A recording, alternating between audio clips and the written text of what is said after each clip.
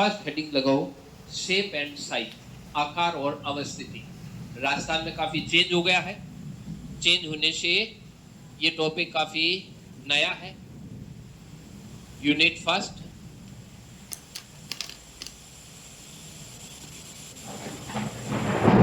Shape size, आकार एवं अवस्थिति। ये टॉपिक अपने सीधा नहीं है। सीधा नहीं का मतलब है, सीधा अपने टॉपिक में तो भौतिक प्रदेश दे रखा है। भौतिक प्रदेश दे रखा है, तो भौतिक प्रदेश दे रखा है, भौतिक प्रदेश दे रखा है, तो ये भौतिक प्रदेश थोड़ी है, ये तो राजस्थान का इंट्रोडक्शन है। लेकिन जब तक आपको इंट्रोडक्शन नहीं आएगा तब तक भौतिक प्रदेश नहीं आएगा। इसलिए पहले राजस्थान का इंट्रोडक्शन वाला भाग है वो आपको अच्छे से आना चाहिए। उसके बाद अपन जो फर्स्ट यूनिट का भू आकृतिक और उसकी विशेषताएं हैं वो भाग पढ़ेंगे। और सारा जो चेंज हुआ है वो इसी भाग में हुआ। इसी भाग के अंदर छोटी छोटी बातें बदल गई है। जो हम पढ़ रहे थे उन बातों को आज अपन करते हैं। शेप एंड साइज, आकार और अवस्थिति। इस वाले भाग में अपन राजस्थान का मैप बना। पहले तो आपको मैप के अंदर जो बारीकियां है, देखो हर बार इतना रुक के बनाया नहीं जाएगा, हर बार फटाफट बनाएंगे। पहली बार जो मैप बना रहे हो उसमें छोटी छोटी बातें उनका ध्यान रखना। पहला भाग है ऊपर वाला भाग। यहाँ पर ये गंगानगर का भाग है, ये इस प्रकार से ऊपर आया हुआ है। फिर गंगानगर से ये नीचे अनूपगढ़ आता है, अनूपगढ़ से नीचे बीकानेर आता है, बीकानेर के बाद में ये जैसलमेर वाला भाग इस प्रकार से बाहर आया हुआ है। जैसलमेर वाला भाग इस भाग से बाहर आया हुआ है। फिर बाड़मेर वाला भाग वापस ऐसे 2 राउंड लेकर अंदर चला जाता है। फिर यहाँ पर सांचौर है, सांचौर से शिरोई, शिरोई अंदर चला जाता है। फिर ये भाग जो बाहर आता है ये उदयपुर का भाग है, यहाँ लाके इसको छोड़ दो। इस भाग को थोड़ा ऊपर खींच के ले जाना, फिर इसको वापस ऐसे नीचे लाकर सीधा ले जाना। ये हनुमानगढ़ का भाग है, पूरा सीधा चलता है। फिर हनुमानगढ़ का 3/4 चलने के बाद हनुमानगढ़ एकदम नीचे आता है ऐसे, और यहाँ पर 2 गेप बनाकर फिर आता है चूरू। चूरू से फिर यहाँ पर आ जाता है झुंझुनू, और झुंझुनू से थोड़ा आता नीचा नीम का थाना, फिर कोटपुतली। फिर ये भाग बाहर ऊपर आ जाता है खेरथल वगैरह। ये भाग फिर यहाँ पर थोड़ा अंदर आकर ये, और यहाँ पर आ जाता है डी क्षेत्र भरतपुर का। पहले भरतपुर था, अब ये बन गया है नया डिस्ट्रिक्ट, ये भरतपुर वाला भाग। फिर भरतपुर से वापस बाहर जाता है, ये आता है धौलपुर। धौलपुर वाला भाग वापस बाहर आकर इसे सीधे सीधे चल के यहाँ से फिर बाहर आता है, ये हो जाता है बारा। यहाँ पर ये है झालावाड़। झालावाड़ का एक गंगदार क्षेत्र जो फर्स्ट गेट में आया था वो इस प्रकार से बाहर निकला हुआ है। फिर झालावाड़ से यहाँ पर चित्तौड़गढ़, चित्तौड़गढ़ का अपन एक अलग से क्षेत्र बनाएंगे। यहाँ पर ये भाग वापस नीचे चला जाता है, इसको बोला जाता है दक्षिणी राजस्थान। राजस्थान के मैप के अंदर थोड़ा इसको ऊपर लेते हैं। ये वाला भाग थोड़ा अपन ने ज्यादा बार खींच दिया, ये वाला भाग थोड़ा ध्यान रखना। ये भाग थोड़ा कम नीचे आया है, इसको अपन हल्का सा नीचे लेते हैं। इसको थोड़ा बड़ा बनाना, जैसे ऊपर वाला बड़ा बना है वैसे इसको भी हल्का सा बड़ा लेते हैं।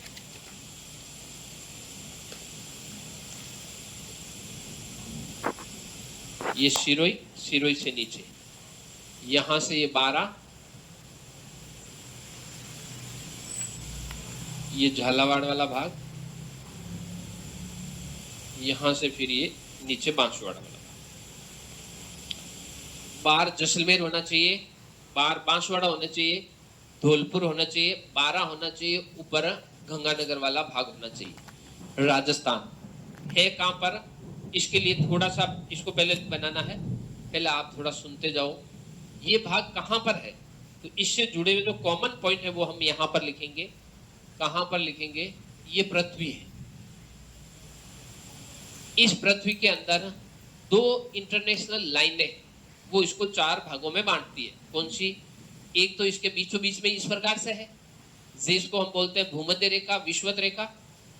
इक्वेटर लाइन 0 डिग्री अक्षांश, और इसके ऊपर वाला भाग कहलाता है उत्तरी गोलार्ध।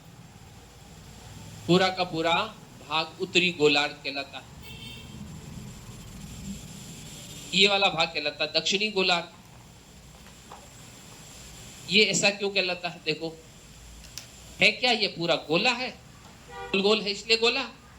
गोले का आधा भाग, गोले का आधा भाग, कौन सा आधा भाग? उत्तर वाला, इसलिए हमने बोला उत्तरी गोला अर्ध, आधा गोला ऊपर वाला। दक्षिणी गोला अर्ध, दक्षिण वाला आधा गोला, इसलिए इसको दक्षिणी गोलार्ध और उसको उत्तरी गोलार्ध कहा जाता है।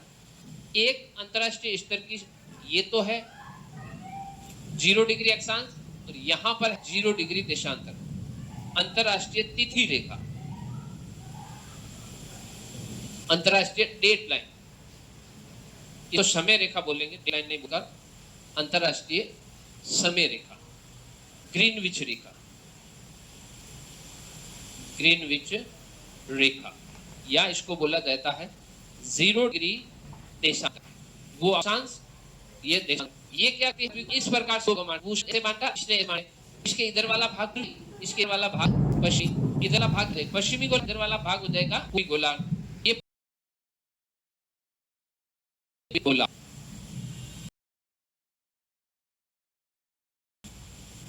पश्चिमी गोलार्ध। हमें काफी जगह चले, अगर कोई यहाँ खड़ा था हम क्या बोले? उत्तर पश्चिम, उत्तर और क्या है तो उत्तर पूर्वी। इस लाइन के ऊपर यानी उत्तरी, इधर होगा क्या हो जाएगा पश्चिमी। इस लाइन के नीचे हो क्या बोल देंगे? दक्षिणी, ये होगा तो दक्षिण पूर्वी, इधर होगा पश्चिमी। अब राजस्थान इसमें कहां पर है? तो पहली लाइन तो हमें ये याद रखनी है, राजस्थान इसके अंदर इस वाले भाग में है, यहां पर राजस्थान है, ये वाला भाग राजस्थान का,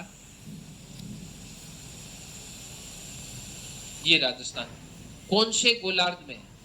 उत्तर पूर्वी गोलार्ध। राजस्थान कौन से गोलार्ध में? पहली लाइन ध्यान रखना, पहला ऑब्जेक्टिव क्वेश्चन बनता है विश्व के मैप में राजस्थान उत्तर पूर्वी गोलार्ध में।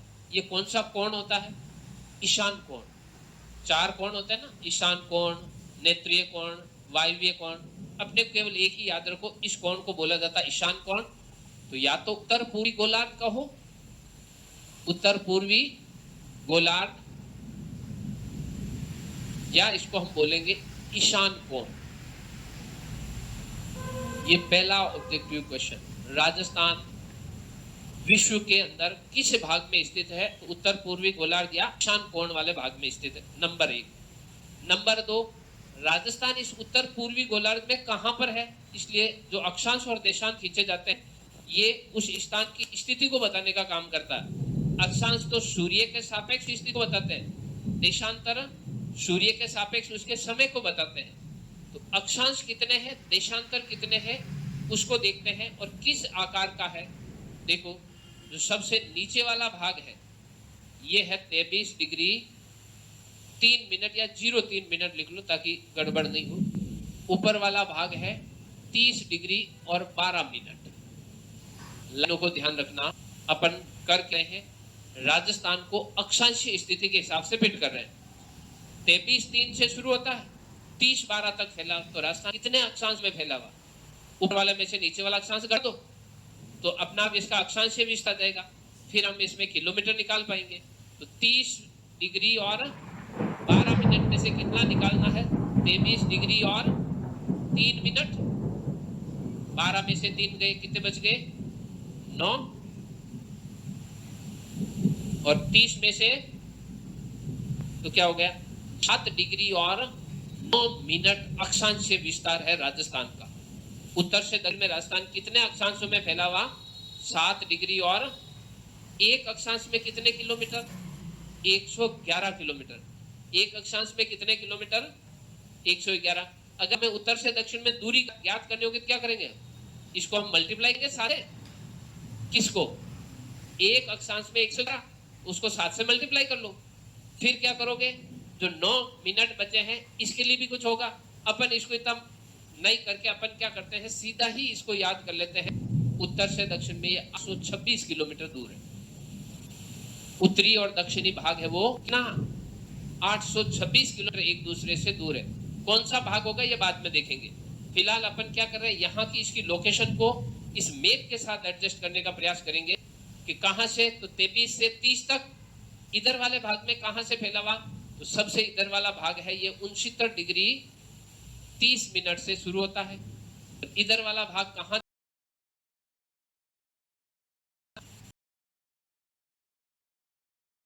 और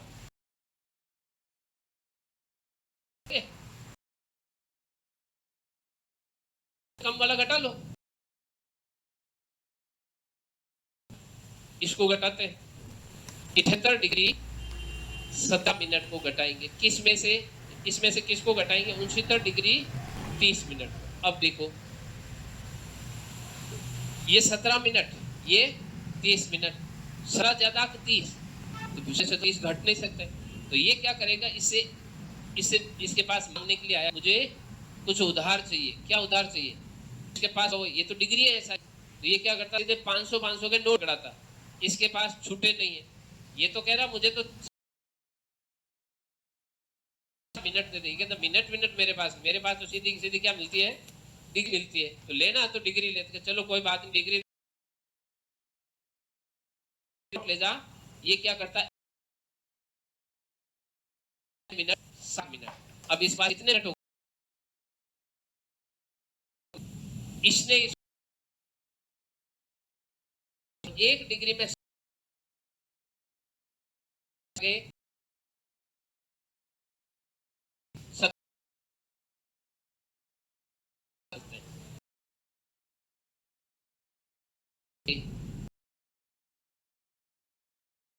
सतहत्तर, यहां पर 69 है, 69 और 77 कितने हो गए 8, 77 में से 69 गए तो 8 डिग्री, 8 डिग्री और ये क्या पूरा पश्चिम देशांतरी विस्तार, यानी ये वाला जो बीच में डिफरेंस हो गया वो 8 डिग्री सेंटीग्रेड हो गया। अच्छा लाइन ध्यान रखे, देशांतरों के बीच में भी दूरी 111 किलोमीटर होती है, लेकिन विषुवत रेखा ऊपर, यहाँ पर अगर कोई देशांतर है, ये देशांतर, इसमें यहाँ पर दूरी कितनी है 11 किलोमीटर, लेकिन ये जैसे इससे ऊपर चला जाएगा तो ये क्या हो जाएगा, धीरे धीरे इनके बीच की दूरी कम होते, यहाँ पर आते आते दूरी क्या, एक देशांतर केवल विषुवत रेखा क्षेत्र में ही दूरी 111 किलोमीटर है, शेष भागों में ये दूरी 111 किलोमीटर नहीं है। ये लाइन ध्यान रखनी है। इसलिए हम यहाँ पर इसको 111 से मल्टीप्लाई नहीं कर पाएंगे, क्योंकि ये तो 30 डिग्री ऊपर है ना, राजस्थान तो 23 है, विषुवत रेखा 111 होता, 30 के तो 111 इनके बीच में है नहीं, तो हम यहाँ पर इसको सीधा याद रख लो 869 किलोमीटर। राजस्थान का पूर्व पश्चिमी अधिक चौड़ा 869 डिफरेंस,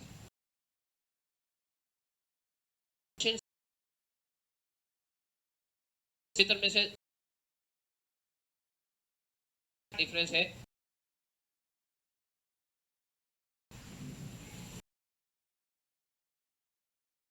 अधिक है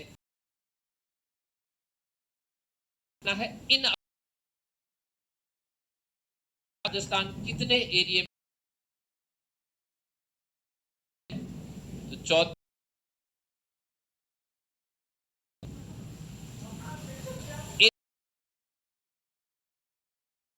3,02,000 यहाँ पर नहीं, यहाँ संपूर्ण पृथ्वी जो हमने, इसको अपन पीछे चलते हैं, ये 51 करोड़ लोग,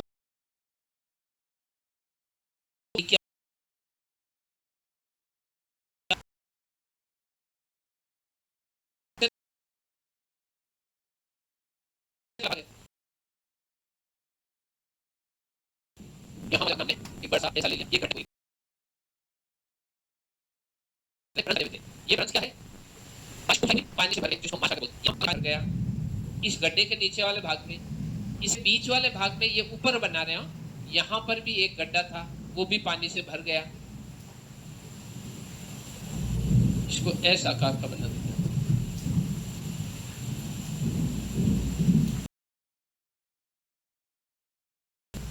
ये गड्ढा पानी से भर गया। ये भ्रंश हुआ करते थे पृथ्वी पर। ज्यादा बारिश होने से ये गड्ढे पानी से भर गए। इन पानी से भरे हुए गड्ढों को हम बोलते हैं महासागर। ये इधर वाला गड्ढा काफी बड़ा है, इधर वाला गड्ढा भी काफी बड़ा है। यहाँ पर भी एक गड्ढा है, वो इस प्रकार से भर, यहाँ वाले पूरे भाग के अंदर। इसको थोड़ा सा यहाँ से खाली रखना। इसके बीच वाले भाग के अंदर लैंड एरिया है। कहाँ? ये यहाँ पर, ये यहाँ वाले भाग में ये अफ्रीका, ये यहाँ पर यूरोप, ये यहाँ पर एशिया, ये यहाँ पर भारत वाला भाग यहाँ आ जाता है। यहाँ पर ये ऑस्ट्रेलिया। लाइनों को अपने को ऐसे याद नहीं रखना। अपने को याद रखना है कि पृथ्वी का जो 51 करोड़ है, इस